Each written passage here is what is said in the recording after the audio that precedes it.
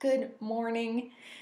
This is episode 29 of Camellia City. My name is Denan Whidden, and I talk about things that are happening in the most magical town in Alabama, Greenville, Alabama.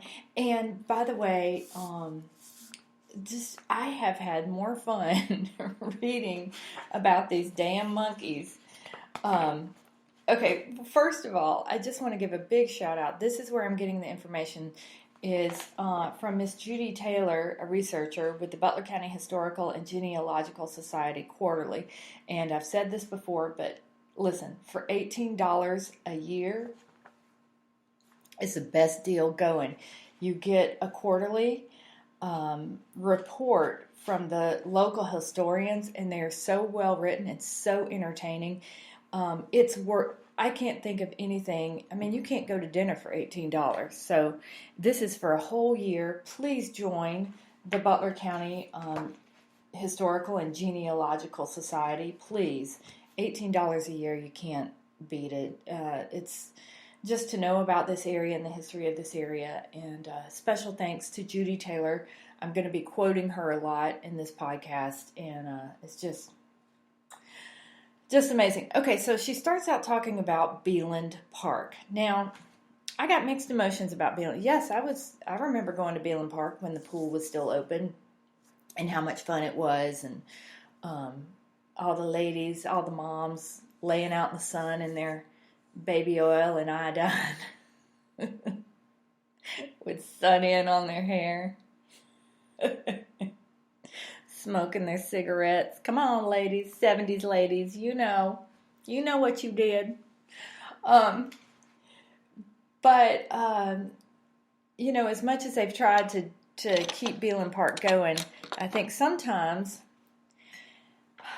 this is going to be unpopular, but Beeland Park is a bit of a shithole now, and please don't be angry with me. I think it's not any one person's fault or any one group's fault. I think the whole city needs to come together and either decide to fix it and bring it up to modern standards, or try something else. Sorry, but that's true. You don't like it? Well, you're probably right. Sorry. Also, there's some property coming in and out of Beeland Park right now that needs to be cleaned up, especially since we have visitors coming. The Lions Club and Kiwanis and Rotary still meet at Beeland Park, and I think that's interesting. Okay, so let's get back to the article before I get myself in even more trouble, which I am wont to do. One of the sweetest things I think Judy Taylor says at the beginning of her article is she remembers jumping off one time from the high dive, which she thought was the tallest diving board in the world. And she only did it once, and she said, that was enough for me. And I remember that high dive. I don't know. You guys let me know if you remember the high dive. To me, the low dive looked high. I'm a person who's afraid of heights, so the high dive to me looked like certain death. And I saw not many people jumping off of it that I remember, but it was a big deal when somebody was. And when somebody was climbing that ladder to get on the high dive, we all stopped and watched. It was amazing. Okay, so one of the things that I thought was interesting was she found a small item from the December 24th, 1890 Greenville Advocate talking about horse races were going to be held where the old Beeland Park was. I'm going to explain that in a second. Admission fee for that was 35 cents. So where Beeland Park was before it became Beeland Park was called the Old Fairgrounds. Here's something from 1935. It's a horse show that happened on a Sunday afternoon in May in 1935, May 31st. It was an impromptu horse show. It was held at the Old Fairgrounds, and a lot of people enjoyed this event. And this is what I love about these horse show articles in the Greenville Advocate is they name the horses. So the show was staged by C.H. Beeland Stables in cooperation with Mrs. Mary G. Crawford, who is teaching horsemanship here this summer. Mrs. Crawford left Monday to take part in horse shows in Tennessee and North Alabama, where she will show some of her own horses and some of the Beeland stock, including Highland Echo. What a great name for a horse.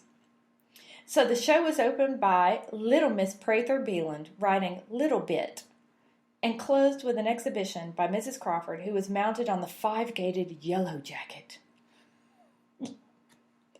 Okay, so the 5-gated class, here's how it ended up. First was Golden Honey, owned by Mrs. Crawford and ridden by Mrs.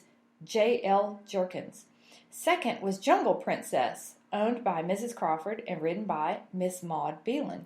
Third was Lady Barker, owned by Shanks Moore and ridden by Miss Martha Bowman of Montgomery. And fourth was Midnight, owned by Pat Lowe and ridden by Miss Mary Lowe. Okay, here's my favorite, the pony class.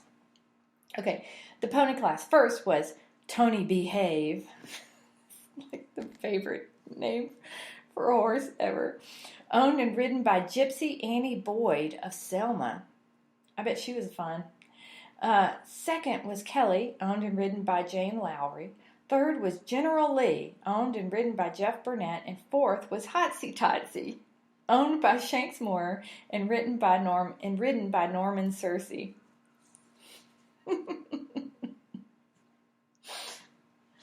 I mean, those are the best pony names ever, Hotsy Totsy.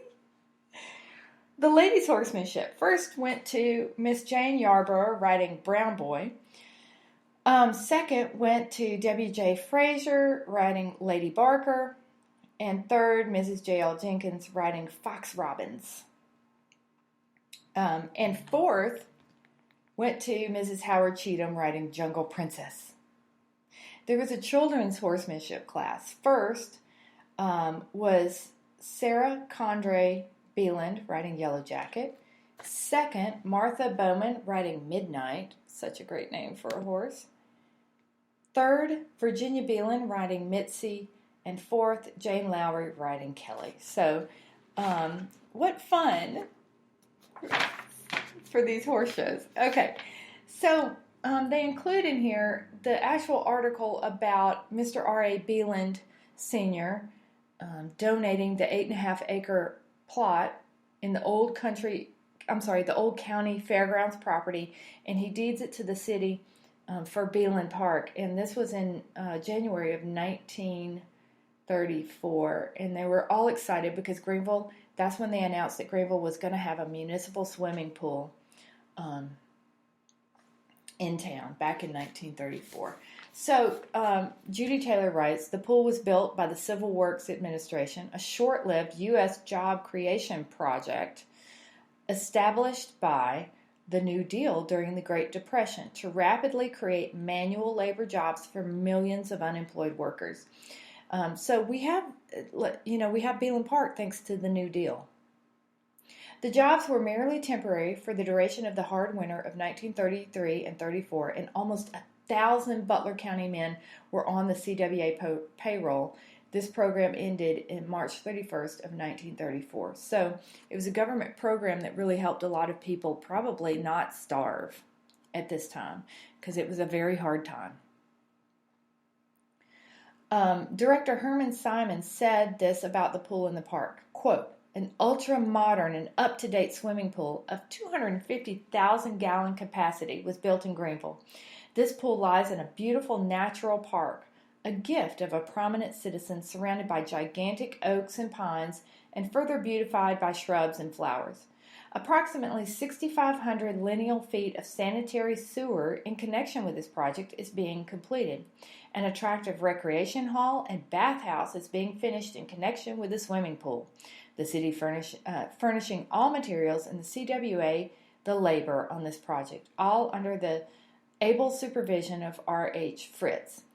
The park was dedicated in April of 1934. The city council named the park in honor of Robert A. Beeland, whose generosity made it possible. And sadly, Mr. Beeland died just a few months later in August of 1934. But what a great thing he did for the city. And by the way, the grounds of Beeland Park are still beautiful. So I don't know, maybe I shouldn't have said we should trash the whole place because I think those trees are beautiful.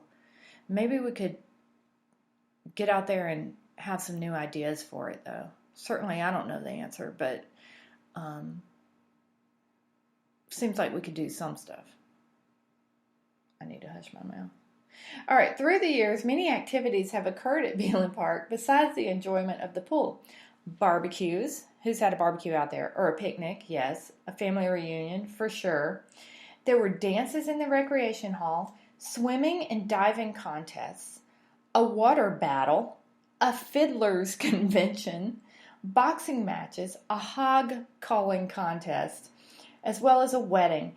And, by the way, Hank Williams Sr. played at Beeland Park. We should have a plaque there. I don't know why. I don't understand why we don't have a plaque there.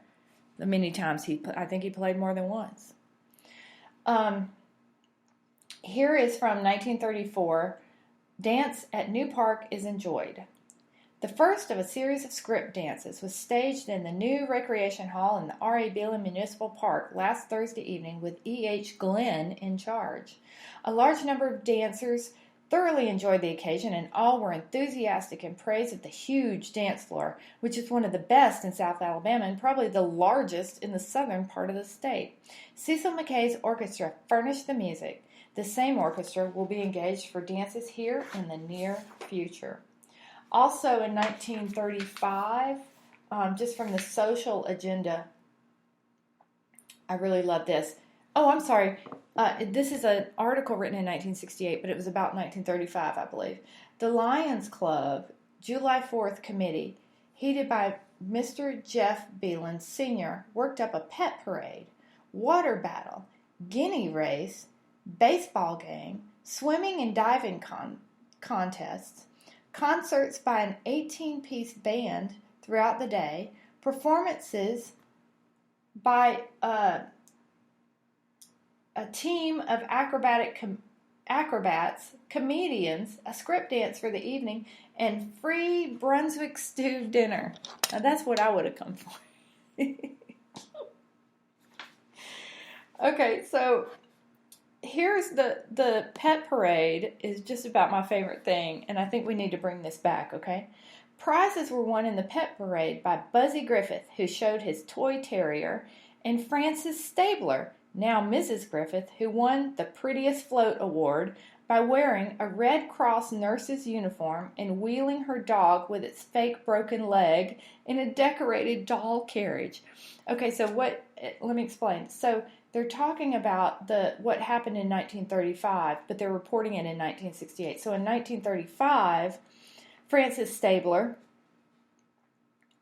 was a young lady, and that's her name when she won the Prettiest Float Award dressed as a Red Cross nurse. Also, prize-winning tykes were Virginia Beeland. She paraded 3 dogs and a Bantam rooster.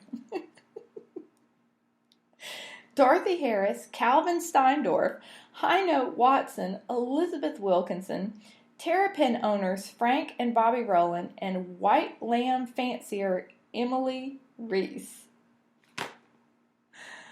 What a menagerie of animals to parade around. I think we totally should do that again. So one of the things that I really liked was in 1934, it's a little opinion piece about Beeland Park, and it's kind of tongue-in-cheek and it's super cute. One of the most enjoyable sports available now is squirrel hunting on the R.A. Beeland Municipal Park. One hunter got 8 the other day in just a few minutes. Bird hunting is good too. There are a dozen more kinds of birds to be found there, including a pair of robins who refused to leave the park when it became time for them to go north. The proper method of hunting squirrels and birds in the park is to take a pencil and a piece of paper, go toward the back of the site, take a seat on one of the benches which the city has provided for that purpose, and tally the squirrels as seen. There's nothing illegal about it, as there is no out of season for counting game. No person would be mean enough and low enough to kill a squirrel or a bird in the park. The laws of the state, city, and nation prevent it anyway, as Greenville is officially a bird and game sanctuary. And there is never an open season in this city. I did not know that. The birds and beasts in the park seem to realize that they will not be molested, for they are quite tame. These squirrels have had their home there for many years, protected by Mr. R.A. Beeland, who donated the land to the city. So don't go shooting squirrels or birds in the park. So also from 1938, there used to be a little article in the park called Breezes from the Beeland, and it was just little notes in the paper about what was going on at Beeland Park. And this is from June of 1938. The City Council has gone on record as favoring a big 4th of July celebration here this year. A water battle and a swimming and diving meet is already assured. So they really did like to have diving meets. I think that is amazing. I'd love to see that again. And here's my favorite. What kept Arthur Lee and Joe Mac Gafford at the pool such a long time one afternoon recently? Could it have been the charming swimmer from Fort Deposit? Gossip? Woo! I wonder who that charming swimmer from Fort Deposit was. All right, and here, now we are. Now we've gotten to the monkey cages. Okay, 1949. Monkey Island to be built this summer at Beeland Park. A modern monkey island surrounded by a moat will be constructed at the R.A. Beeland Park this summer, but since the building of that large and rather complicated structure will take some time, a cage is now being erected to house the monkeys, which will be the nucleus of a small zoo at the park. J.H. Lynn is superintending the construction of the large cage, which is being built by members of his Merrimack Hat Corporation's crew. This cage will house monkeys at present. As soon as the island is built, the monkeys will be moved and some other animals will be placed in the cage. There will be wildcats, raccoons, rabbits, and other animals donated to the zoo. It is believed that some of the cat hunters in Greenville will be able to bring them back alive and supply the bobcats for the zoo. Were they drunk when they came up with this idea? I wonder who it was. Oh, wait, it says the Rotary Club is supplying the monkeys, which are expensive little animals and hard to find. Bernard Haygood, chairman of the Rotary Club Committee, has been in correspondence with dealers and has contacted a wild animal dealer who will ship 6 giant Rhesus monkeys as soon as the cages are ready for them. Okay, now, actually, just a couple of weeks later, or actually about a week later, there was a delay caused by an escape of a big male monkey and a female monkey having a baby. So they had to write about the delay with the monkeys coming. But I just want to note again, the monkeys were purchased by the Greenville Rotary Club from a firm dealing in live animals located in Spark Hill, New York. There's a shortage of rhesus monkeys in this country, apparently. But they got the monkeys from the City Park Zoo at Denver, Colorado. If you ever wanted to know where those monkeys came from, there you are. And the Rotary Club was very much involved in all of that. So, yes, there were monkeys. Now look, some people remember, I don't remember the monkeys. Certainly my parents do, and anybody my parents' age will remember going and feeding the monkeys and things that happened around town with the monkeys. I think occasionally they would get out. This is from 1949, July. So the Rotary Club bought the animals and presented them to the city. Insofar as we understand, members of the club have taken turns in feeding the monkeys. All right, so let me tell you. This is why the Rotary Club now has a crawfish boil and not monkeys for people to pet, because they had to take the time every day. Somebody had to go feed the monkeys. Now, did they think about this when they decided to let's bring monkeys? Hey, I got an idea, Jim. Let's bring monkeys to Greenville. Oh, that's a good idea. Well, who's going to feed them? I don't know if anybody asked who's going to feed them. But at some point, somebody was like, oh, we're going to have to go feed these monkeys every day? The Rotarians decided to present the city with the small rhesus monkeys, but had to take the giant ones instead as there were none of the little fellows available. The shipment was supposed to contain 6 monkeys, but one of the females gave birth to a baby, so she was not included in the shipment, and for some reason, one other was held back also. It was understood that the mother and the baby were to follow, but the dealer sent 2 other monkeys from another place.